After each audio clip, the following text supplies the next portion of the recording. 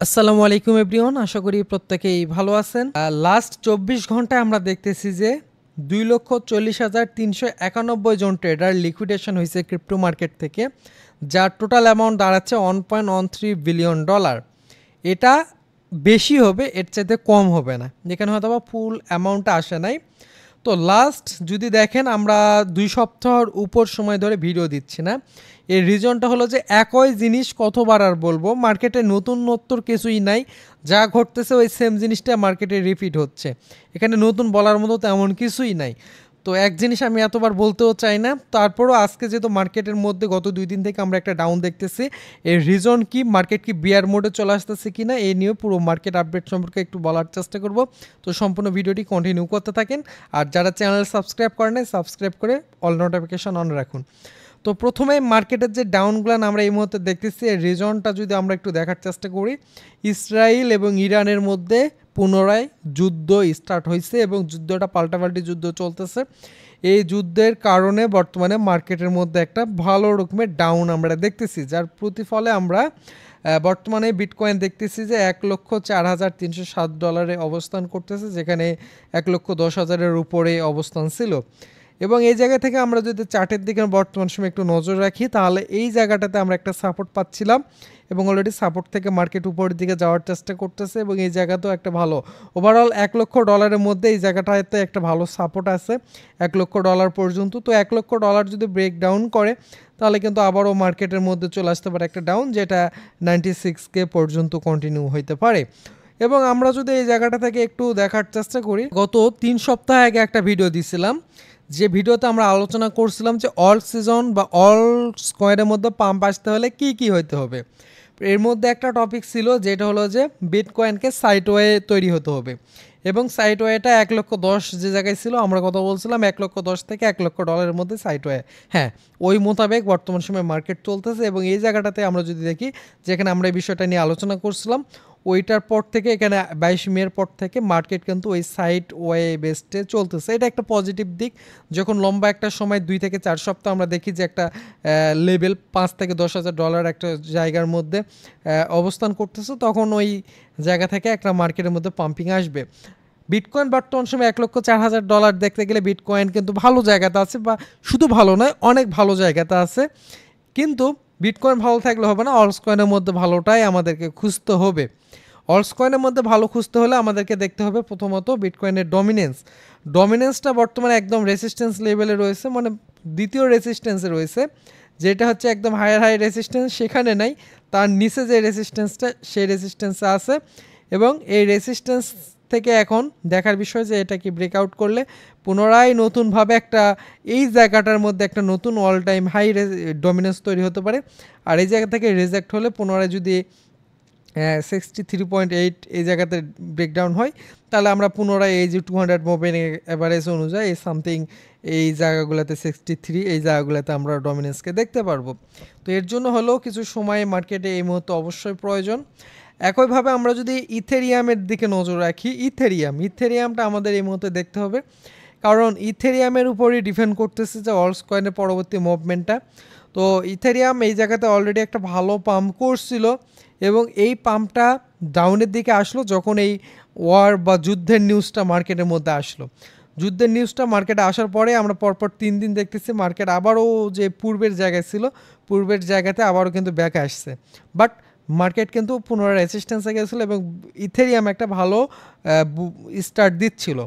এর মাঝে আমরা যদি একটা বিষয় দেখার চেষ্টা করি, যেটা আমাদের টেলিগ্রামে আমরা আপডেটটা দিয়েছিলাম অল সিজন অনুযায়ী। আমরা এখান থেকে 3টা অল সিজন আমরা এই জায়গা থেকে ভাগ করছিলাম। যেমনটা প্রথম অল সিজন যেটা ছিল, এটা হচ্ছে 408 দিন অ্যাকুমুলেশন জোন তৈরি করছিল, যেখানে মার্কেট সাইডওয়ে তৈরি হয়েছিল বা একটা বিয়ার মোডের মতো বলতে পারেন। এই এমন জায়গায় অবস্থান করার পর 408 দিন অবস্থান করার পর মার্কেটের একটা ব্রেক আউট হয় এবং এখান থেকে বুল রানের যে পাম্প বা অল সিজনের যে পাম্প, সেখানে 15,000% পাম্প করে। এটা হচ্ছে যে আমরা যদি দেখি, এটা হচ্ছে 2016-17 সালের কথা। এরপরে আমরা যদি দেখি অল সিজন 2-এ 1008 দিন অ্যাকুমুলেশন জোনে থাকার পর ব্রেকআউট হওয়ার পর 600% পাম্প করে, যেটা 2020-21 সালে। এরপর 2024-25 সালের কথা যদি আমরা বলতে যাই, তাহলে এখান থেকে অল সিজন 3, তাহলে এখান থেকে অলরেডি 1050 জন এখান থেকে অ্যাকুমুলেশন হয়ে গেছে, অ্যাকুমুলেশন জোন কমপ্লিট। এরপর কিন্তু অলরেডি আমরা অল সিজন জোনের মধ্যে প্রবেশ করছি। অল সিজন জোনের মধ্যে এখন এই জায়গাটা থেকে আমরা এখন দেখার বিষয় যে কবে পাম্প করতেছে। এখন তাহলে বিটকয়েনের মধ্যে আমাদেরকে দেখতে হবে যে বিটকয়েন কতটুকু ডাউনে আসতেছে। বাট এই মুহূর্তে বিটকয়েন পাম্প করলে যে অলসকয়েন পাম্প করতেছে এমনটা না, বাট অলসকয়েন বা বিটকয়েন যদি ডাউনে আসে তাহলে কিন্তু অলসকয়েন ডাউনের দিকে চলে আসতেছে। সেক্ষেত্রে অবশ্যই বিটকয়েনকেও ভালো জায়গায় থাকতে হবে অলসকয়েনের যে ড্রপ বা ডাউনটা, এই ডাউনটা আটকানোর জন্য। তো আমার যদি পার্সোনাল ওপিনিয়ন এই মুহূর্তে বলা হয়, বিটকয়েন হয়তো বা আরও কিছুটা ডাউনে আসার সম্ভাবনা আমি এই মুহূর্তে দেখতেও পারতেছি, যেটা $1 লক্ষ পর্যন্তও চলে আসতে পারে।